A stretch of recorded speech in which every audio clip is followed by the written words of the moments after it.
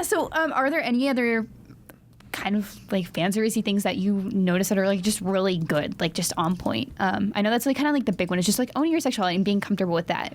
I think it can be done comedically as well. Yeah. Like I mentioned Bren Up W, but I started thinking of Slayers, where there's this character Naga who is ridiculously busty and always bouncing around, but rather than be exploitive, it's part of the joke because she's so obnoxious. Yeah. So it's this interesting balance of this character is like, I really want to hate her, and yet she's really funny, and she just happens to walk around in a battle bikini. But for some reason, it works on her because she's capable and she's a person, and the comedy of her just literally, like, whenever you see her and she does this and she bounces, there's a bouncy sound, which for some reason is funny. No, I like what you said about comedy there. I just watched something called Call Me Tonight, which was a short from the mid-'80s, anime short I'd never seen before. And it's ecchi, it contains nudity, things like that, but it's a horror comedy. The theme is kind of adorable. I'm not pleased with the execution so much, but I love the theme and some of what they try. It's a call-in club for frustrated young men calling women who answer the phone, and it's a sex line. And it's a guy who calls, and when he pleasures himself, he's discovered he turns into a monster. Every time. He just transforms. Every time he becomes sexually excited, he transforms into a monster. And so this one lady, because anime, decides this doesn't terrify her and says she's going to help him with this problem by exposing him to all kinds. So they end up she takes him to snack bars and strip clubs and dirty movies, and he's continually transforming into a monster. And yeah, we're laughing. The idea is really funny. Amazing. The execution is less good than it can be. There are some problems that I have with the short, and some of the tropes are a little more disturbing maybe than they ought to be. But I love the idea, and it is funny, that idea. So that's. Yeah, it can happen, and that's absolutely fan service. You know, there's a woman on screen. They're watching a science fiction movie. Her clothes are torn by an alien or something. He's sitting in the theater, and suddenly, blah, and he's got like a giant head and tentacles, and she's just smiling next to him. And he's like, and it is a great metaphor for the discomfort of sexual awakening. I mean, it's a neat idea. So yeah, it can work. Yeah, and also a good joke about when you tease somebody for getting attracted to stuff, and you're like, I'm going to get you in that mood at the most inconvenient time possible. Exactly. And that's what it is. It's like a half hour of that with amazing. horror. Love that. Yeah. more of that, please. Yeah, I really like comedy. I think I've only seen the first episode of Prison School, but I know a lot of people really like it, and I think that it does that comedy in an interesting way, at least from what I've seen. I can't speak to it too much, but people really like that show, and I think there's something to be said about that. Just like there's a character with like outrageously giant boobs, like I don't need the one thing about characters with boobs that big is I'm like, how is she standing? How is your back? Are you all right? Like I know multiple people who've gotten breast reductions for that same reason. Mm-hmm. I don't understand. I'm like, are you okay? That's my first thought is always, somebody help her. But before she tips over. Yeah, before she just collapses in on herself and implodes.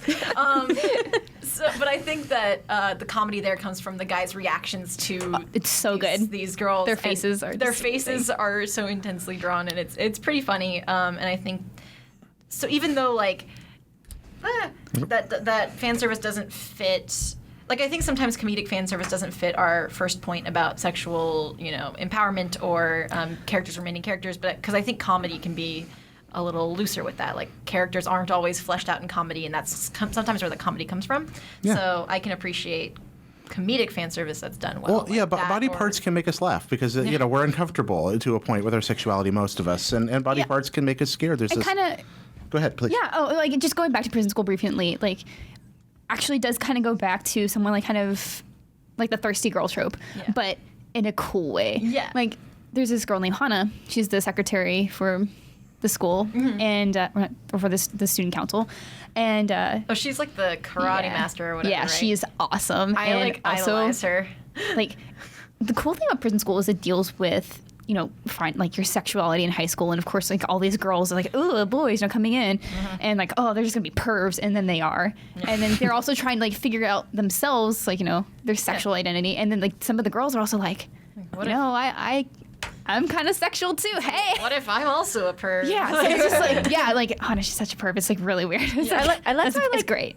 That's why I like Kuan in Utu Areru Mono, because she's kind of a little perv. Yeah. But it's done really well. Yeah, Yeah, so like- it's just so funny. I like those not creepy pervs where like there's just a perv. And, Cool, it's also kind of creepy. Out of context, that's a really terrible soundbite. No, but like sometimes pervs are like actually creep me out in shows where I'm just like, okay, you need to calm down. And sometimes it's used like really well too as a device. But I like it when like the perv is just kind of like almost like a good-natured perv. I don't know, like Daru from Steins Gate is like, he'll say something pervy, but like it's said with a bit of humor, and it's not threatening. It's not a threatening, exactly.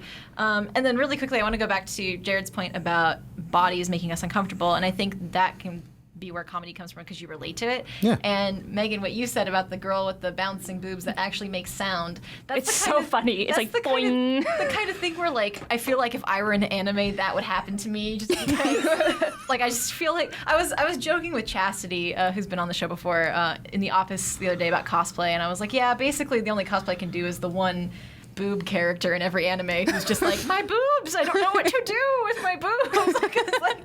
Because I relate to that. You're just kind of like, what do I do? They can't go anywhere. I have the same problem, Callie.